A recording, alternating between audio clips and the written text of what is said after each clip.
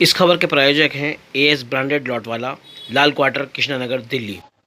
وقف کو لے کر سرکاری عملے کی جو کارروائی ہے وہ لگاتار آگے چل رہی ہے۔ امید پورٹل پہ رجسٹریشن شروع کر دیے گئے ہیں اور اس کو لے کے جس طرح کا ایک ٹائم باؤنڈ دیا گیا ہے اس کو لے کے کہیں نہ کہیں جو تنظیمیں ہیں ان میں بھی اس بات کو لے کے ناراضگی ہے اور حیرانی بھی ہے کہ کس طرح سے ٹائم باؤنڈ میں اس کو پورا کیا جائے گا۔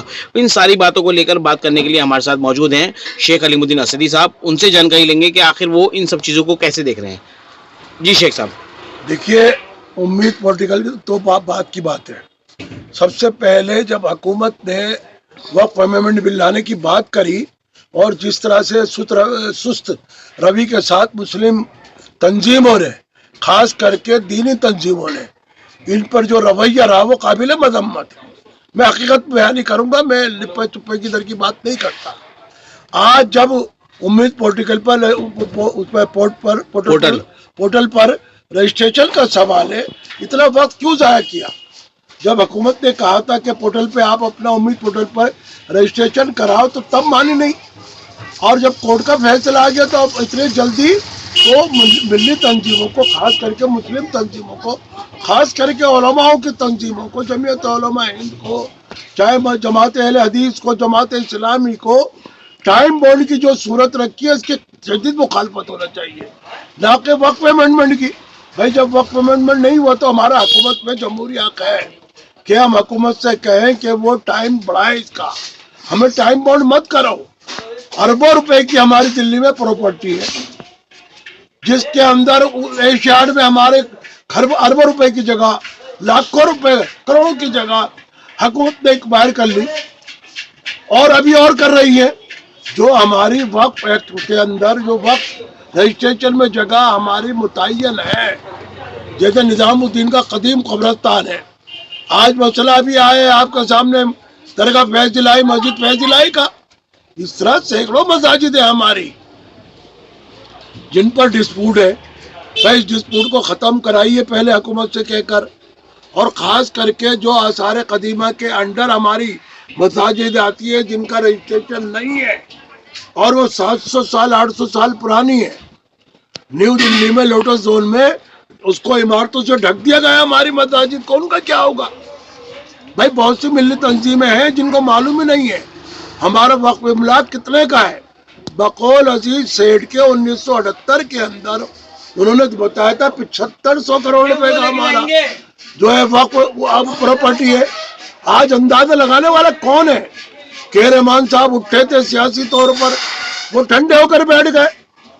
اب نہ کوئی ملی تنظیم ہے، نہ علماء تنظیم ہے، نہ جمعیت علماء ہند، اوقاف کانفرنس نہیں کر رہی۔ حضرت مولانا سید اسد مدنی رحمۃ اللہ علیہ نے اس پر فکر کی تھی اور توجہ خاص کی تھی، پورے ہندوستان کے لوگوں کو بٹھا کر اوقاف کانفرنس کی تھی۔ آج اچھی ضرورت ہے کہ ہم جائے ملی، وہ آل انڈیا مسلم پرسلہ بورڈ ہو، جمعیت علماء ہند کے تینوں دھڑوں، چاہے ملی کونسل ہو، چاہے جماعت اسلامی ہو، چاہے اہل حدیث ہو، اس کے اندر مل کر پہلے ہمیں فیصلہ لینا چاہیے کہ حکومت پر ہم دباؤ ڈالیں اور امید پورٹل پر جو ٹائم بونڈ کیا گیا ہے اس کو ختم کرایا جائے۔ اب ہماری جو 700-800 سال کی پراپرٹیاں کیسے ہم 2 مہینے میں، 4 مہینے میں، سال بھر میں رجسٹریشن کرا لیں گے؟ اوقافوں میں، وقف بورڈوں میں اسٹاف نہیں ہے۔ آپ بات کرتے ہو کہ آپ نے اپیل کر دی کہ امید پورٹل پر جا کے رجسٹریشن کرائیے، کیسے کرا لیں؟ پہلے ویب سائٹ اتنی ہماری کمزور چلتی ہے کہ ہم اگر ڈاؤن لوڈ کرنے کی کوشش کریں، مان لیجئے میں شیخ علیم الدین اسدی کئی مسجدوں کا ذمہ دار ہوں، 2 مدرسوں کا بھی ذمہ دار ہوں، میں کیسے کر پاؤں گا؟ بہت سی مساجد ایسی ہیں جن کا میں پہلے ذمہ دار تھا، آج نہیں ہوں، آج کوئی ذمہ دار نہیں ہے، ان کا کیا ہوگا؟ بھائی ہمیں ان سب چیزوں کو دیکھنا ہوگا۔ میں کہیں 1978 سے مینجمنٹ کمیٹی میں ہوں، سیکرٹری کی حیثیت سے، کہیں صدر کی حیثیت سے ہوں۔ اب میرے دماغ کام نہیں کر رہا، میں اتنی مساجد کا رجسٹریشن کیسے کراؤں؟ جب تک ملی تنظیمیں شہروں میں آن کر، خاص کر کے دلی میں جتنا اوقاف ہے، یہاں اشد ضرورت ہے۔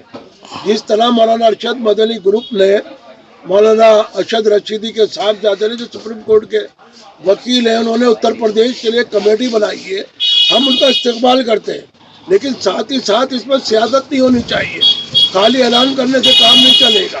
आप स्टाफ लगाकर, आप वेबसाइट बनाकर लोगों से मालूमात हासिल करें, लोगों में अवेयरनेस पैदा करें, लोगों में जगाएं और बताएं जितनी मसाजिद है, जितने मदारिस है, जितनी औकाफ की प्रॉपर्टी है, खानकाहें, दरगाहें, अब बहुत सी दरगाहों पे हमारे गैर मुस्लिम हजरात का कब्जा है, उन्होंने गेटों पर मंदिर बना दिए।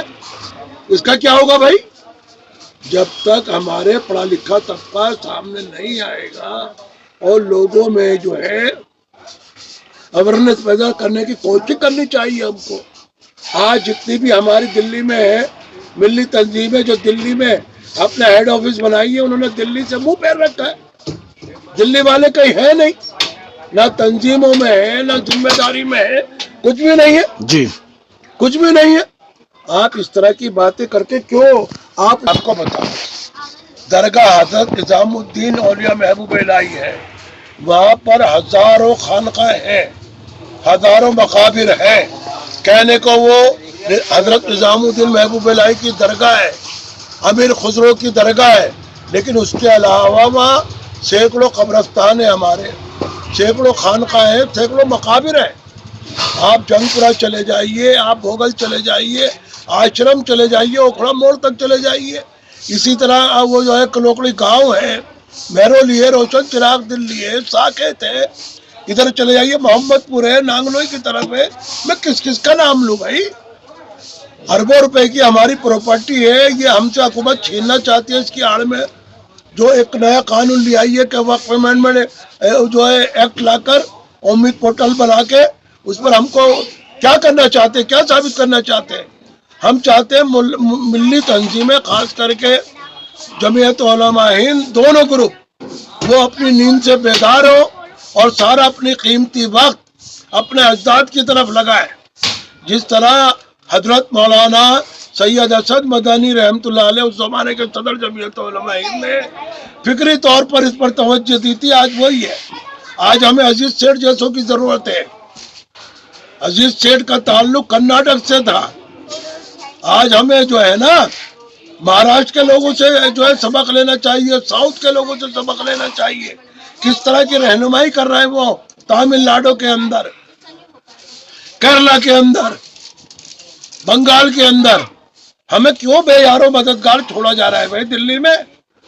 तो शेख हमारे साहब, दिल्ली वालों अब मिली तंजीमों से किस तरह की आपकी अपील है? क्योंकि देखिए सरकार तो अपना कदम आगे बढ़ा चुकी है और उम्मीद पोर्टल वो उसका ही एक नतीजा है और उसका ही एक सिम्टम है कि वो अपना कदम आगे बढ़ा चुकी है। अब जो उम्मीद पोर्टल पर रजिस्ट्रेशन होगा सरकार उसी हिसाब से आगे बढ़ेगी। नहीं, देखिए ये कोई हल नहीं है, बिल्कुल आखिरी फैसला नहीं है। हमें हिम्मत नहीं हारनी चाहिए। हमने इस मुल्क को आजाद कराने के लिए 150 साल जद्दोजहद की है, तब जाके हमें यह समर मिला, कुर्बानी मिली है। क्या आज हम कुर्बानी से क्यों घबरा रहे हैं? आज क्या जरूरत है कि हम खामोश बैठे हुए हैं? क्यों मिल्क को मिलत बचाओ तहरीक नहीं चला रहे, जिसने पूरा हिंदुस्तान में एक इनकलाब बर्पा कर दिया था और हुकूमत मजबूर हुई थी हमारे आगे हमारे फैसलों पर नजरसानी करने की। चाहे इंदिरा गांधी हो, इमरान जी भाई हो, चाहे चरण सिंह हो, चौधरी चरण सिंह हो, चंद्रशेखर हो, वीपी सिंह हो, आज हम जब तक जो है गांधीवादी तरीके के इख्तियार से अपने लिए कोई प्रोग्राम नहीं लाएंगे, कोई मुजाहरा, धरना, प्रदर्शन कानूनी दायरे में रहकर नहीं करेंगे, अपनी अक्सरियत साबित नहीं करेंगे, हमें कामयाबी नहीं मिलेगी।